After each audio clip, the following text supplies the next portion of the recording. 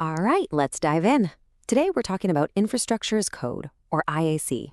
And look, this isn't going to be a deep dive into Terraform's syntax. We're going bigger. We're talking about the philosophy behind it, a fundamental shift in mindset that completely changes how we build and think about our digital world. And it really all boils down to this one simple but kind of profound question. I mean, really think about it. How is your infrastructure actually defined? Is it all laid out in version-controlled files that anyone can inspect? Or is it the result of a bunch of clicks in a web console, with the real history living on sticky notes and in someone's memory? IaC forces us to face that question head-on. And yeah, this just lays it out perfectly, right? You've got these two totally different worlds. The old way, well, that was just chaos. You had inconsistent environments, provisioning was painfully slow, and human error was just a constant threat. The IaC way throws all of that out and replaces it with order. It says, let's treat our infrastructure just like we treat our application code. That means it becomes automated, reproducible, and maybe most importantly, deterministic and predictable. Okay, so how do we actually get to that orderly world? Well, the key lies in this new philosophy, thinking about our infrastructure in a declarative way. This is the core concept, the big idea that makes modern IaC so incredibly powerful. This is where things get really interesting because you have to understand this distinction. Imperative IaC is like giving someone turn-by-turn driving directions. You're saying, do this, then do this, then do this. But declarative, well, that's just like giving them the final destination address. You just define the end state you want, and you trust the tool to figure out the best way to make it happen. And let's be real, the declarative approach, it's pretty much one. It is the bedrock of modern cloud engineering. Tools like Terraform, AWS CloudFormation, Azure Bicep, they're all built around this define the destination idea. It's less about the journey and all about that end state.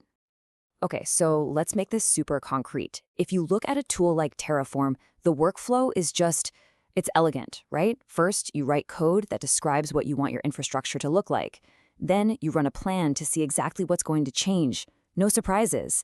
And finally, you apply it, and Terraform goes out and makes it a reality, right? Plan, apply.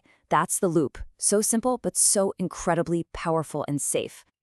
So all of this declarative mindset, it's all building towards one core, almost sacred principle, establishing a single, verifiable source of truth for your entire cloud environment.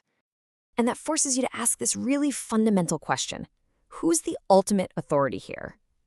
See, in the old world, the cloud console was king. Whatever you saw in there was reality. With IaC, we basically dethrone the console and hand that power over to our code, which lives in Git. Now, the code is the law, period. And the payoff for making this shift? It's absolutely massive. I mean, think about it. When your Git repository is the source of truth, suddenly every single change has an audit trail. It gets peer-reviewed. This isn't just a small technical tweak. It's a huge leap forward for governance, security, and compliance. And honestly, it just makes it so much easier for teams to work together without tripping over each other. But, okay, it's not always that simple, is it? Like any great philosophy, reality has a nasty habit of complicating things. And in the world of IaC, that complication, that villain in our story, has a name. It's called drift. So what exactly is drift? It's that slow, silent gap that opens up between your plan and what's actually happening. It's when the resources running in your cloud account are no longer in sync with what your code says should be running. It's basically the ghost in the machine for IaC. And this right here is a perfect example. Your code clearly states that you should be running a small, cheap T3 micro instance. But maybe someone, for a good reason, logged into the console and bumped it up to a T3 large to handle some load. Well, guess what? Suddenly, your source of truth is lying to you. That gap, that's drift. And that's where security risks and surprise bills come from. And the crazy thing is, this happens all the time and for so many reasons. Maybe an engineer makes a quick fix directly in the console during an incident, or an autoscaling group adds new servers that your code has no idea about, or an emergency security patch gets applied manually. You know, drift isn't usually malicious. It's just reality. It's the pressure of just getting things done. Okay, so this brings us to a really important debate. We've seen the promise, we've seen the peril.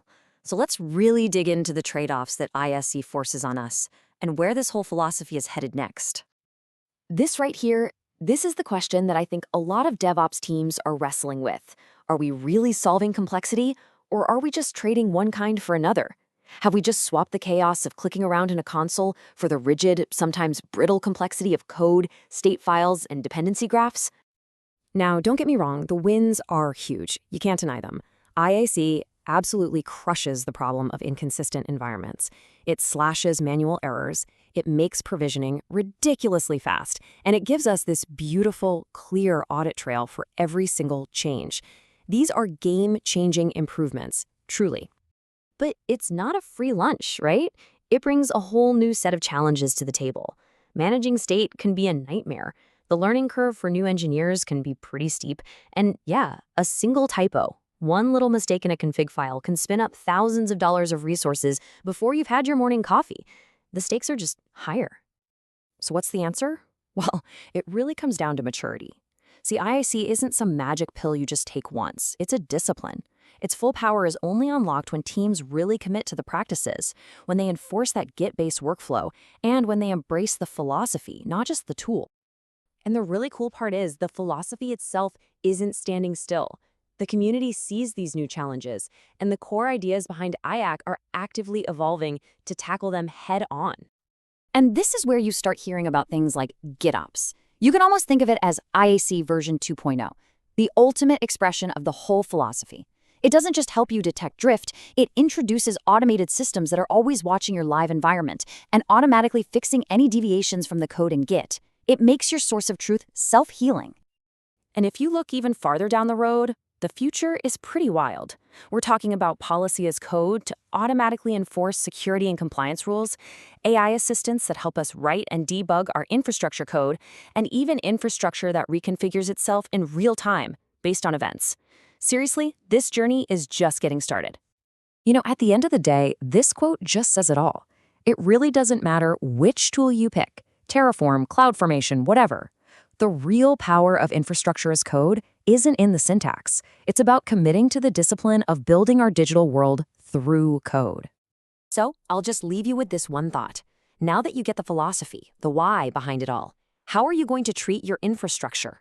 Is it going to be something you just click together and hope for the best? Or is it going to be an architecture that you craft with code? That choice, that's on you.